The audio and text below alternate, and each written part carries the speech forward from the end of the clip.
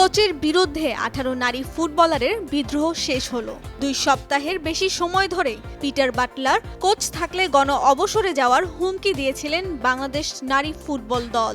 এবার তার অধীনে অনুশীলনে ফিরতে রাজি হয়েছেন বলে জানিয়েছেন বাফুফে নারী উইংয়ের চেয়ারম্যান মাহফুজা আক্তার। 16 ফেব্রুয়ারি রবিবার বাফুফেতে এক সংবাদ সম্মেলনে তিনি কথা জানান। মাহফুজা আক্তার বলেন, ক্যাম্প বন্ধ হয়ে যাবে 24 ফেব্রুয়ারি। টিমও সেদিন চলে যাবে আরব আমিরাতে। এই সময়ে সিনিয়র মেয়েরাও চাচ্ছে একটা ছুটিতে যেতে। এটা তাদের জন্য বিরতি বলতে পারেন।